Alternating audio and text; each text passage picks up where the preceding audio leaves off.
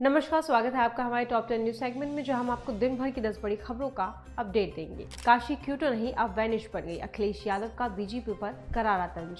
सपा प्रमुख अखिलेश यादव ने वाराणसी में बारिश में जल जमाव का वीडियो साझा करते हुए बीजेपी पर निशाना साधा। कहा कि प्रधानमंत्री मोदी ने काशी को क्यूटो बनाने का वादा किया था, लेकिन हालात ऐसे हैं कि काशी अब वैनिश की तरह पानी में डूबी हुई है। भगवान को राजनीति से दूर रखें। तिरुपति लड्डू विवाद पर सुप्रीम कोर्ट की सख्त फटकार।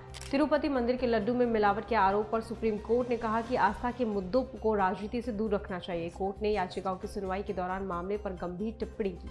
कानून अगर किसानों के लिए था तो वे सड़क पर क्यों, हरियाणा में बोले राहुल गांधी। हरियाणा की विजय संकल्प यात्रा में राहुल गांधी ने मोदी सरकार पर तीखा हमला किया। उन्होंने कहा कि अगर कृषि कानून किसानों के लिए सही थे तो लाखों किसान विरोध में सड़क पर क्यों आए।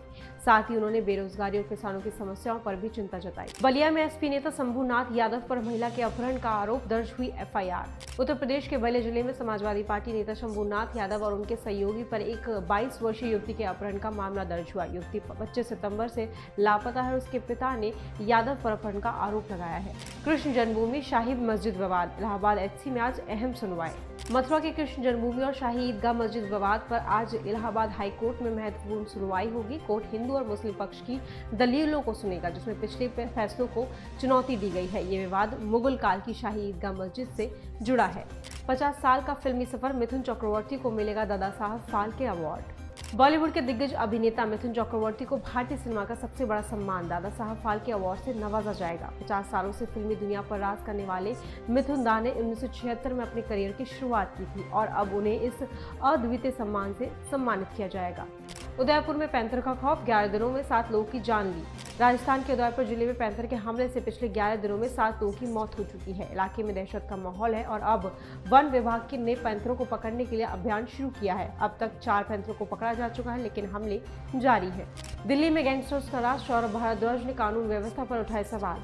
दिल्ली के कानून व्यवस्था पर मंत्री सौरभ भारद्वाज ने उपराज्यपाल एलजी पर गंभीर आरोप लगाए। उन्होंने कहा कि दिल्ली में कानून व्यवस्था का हाल बुरा हो गया है और गैंगस्टर्स का आतंक पहले से ज्यादा बढ़ गया है। नेपाल में बारिश थमी तो बिहार में बाढ़ से राहत की उम्मीद। नेपाल में भारी बारिश थमने के बाद उत्तर बिहार में बाढ़ की स्थिति में सुधार होने की संभावना है। नेपाल में लगातार बारिश के कारण बिहार की कई नदियों का जलस्तर बढ़ गया था, जिससे कई जिले बाढ़ से प्रभावित हुए थे। अब गंडक बैराज में पानी का स्तर घटने से लोगों को राहत मिल सकती है। नेपाल में बाढ़ और भूस्खलन से तबाही, अब तक 170 लोगों की मौत। नेपाल में बाढ़ और भूस्खलन के कारण 170 से अधिक लोग मारे गए हैं, जबकि 1000 लोग प्रभावित हुए। सरकार और सुरक्षा एजेंसियां राहत और बचाव कार्य में लगी हैं और अब तक लगभग 4000 लोगों को सुरक्षित स्थानों पर पहुंचाया जा चुका है। तो ये थी आज की 10 बड़ी खबरें। फिर मिलेंगे नई खबरों के साथ, तब तक के लिए देखते रहें सूचक। धन्यवाद।